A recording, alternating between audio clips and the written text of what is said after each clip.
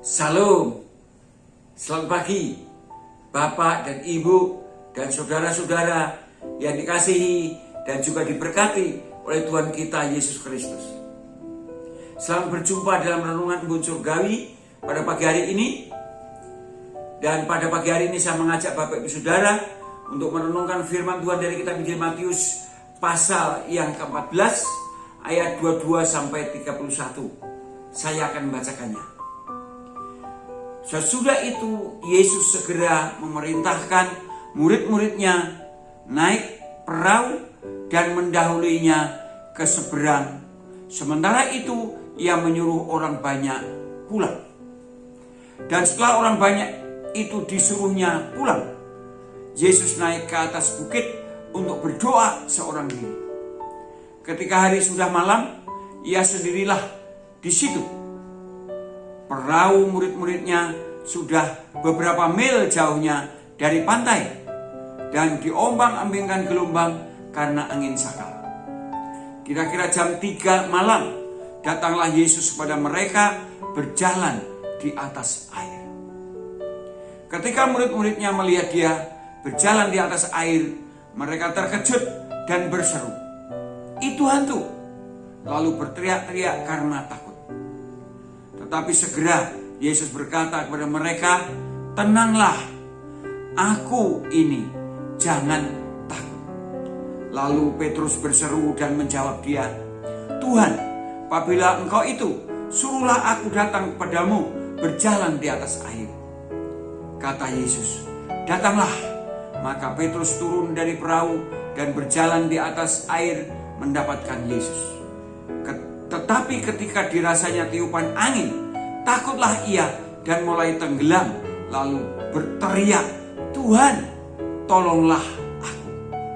Segera Yesus mengulurkan tangannya, memegang dia dan berkata, "Hai orang yang kurang percaya, mengapa engkau bimbang?" Saya berikan tema renungan pagi ini adalah saat badai melanda hidup kita, apa yang harus kita lakukan? Bapak Ibu Saudara yang dikasihi Tuhan kita Yesus Kristus, hidup di dunia ini selalu menghadapi badai, saudara. Artinya selalu menghadapi masalah, karena memang masalah tidak pernah berakhir. Yang ini selesai, datang lagi. Badai ini selesai, badai yang lain datang lagi. Apa yang kita lakukan? Menurut firman Tuhan yang kita baca, Yesus mengendaki ketika kita menghadapi badai, kita harus tenang. Seperti kata Tuhan Yesus yang pada waktu itu jam 3 malam mendatangi murid-muridnya yang diterpa angin sakal, yaitu angin yang bertentangan dengan arah perjalanan murid-murid itu. Lalu Yesus, murid-muridnya berkata, "Itu hantu," gitu ya. Tetapi Yesus tidak menghiraukan itu, tapi kemudian Yesus berkata, "Tenanglah, aku ini. Jangan takut." Tenang, saudara. Ini penting. Ada cerita seorang ibu yang rumahnya kebakaran karena tidak tenang mau mengambil anaknya, keliru gulingnya. Jadi yang pertama kali harus tenang. Mengapa? Karena Yesus itu akan sanggup berkuasa menolong tepat pada waktunya. Walaupun pada waktu itu jam 3 petang pun Yesus datang menolongnya. Luar biasa, saudara.